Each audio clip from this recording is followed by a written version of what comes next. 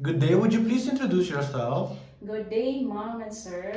I am Margie Capuyan, 28 years old from the Philippines. Are you married or single? I am single, sir. How many brothers and sisters do you have? I have two brothers and one sister, sir.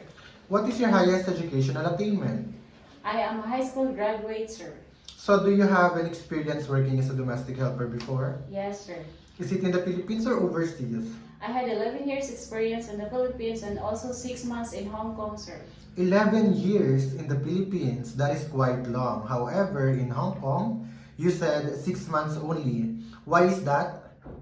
Because my employer terminated me because of financially unstable. Okay, so you mean to say your employer terminated you because they are financially unstable and cannot support for your salary Yes, anymore. sir.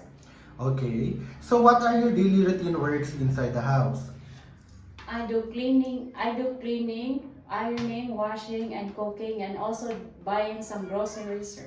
Okay, how many children does your employer have? They have two children, sir.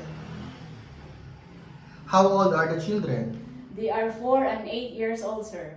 So how did you take care of the children? I take them a bath, feed them, and changing their clothes, and also teaching them and playing them sometimes, sir.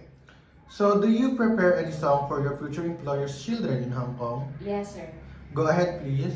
Twinkle, twinkle, little star, how I wonder what they are.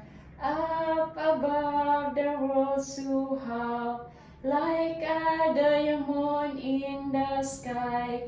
Twinkle, twinkle, little star, how I wonder what you are. Thank you for that. Are you willing to do overtime job if requested? Yes, sir. Are you willing to work with other helper in Hong Kong? Yes, sir. What if your employer cannot give you a Saturday or Sunday holiday? Is it okay for you? Yes, sir. So how many years you can work in Hong Kong?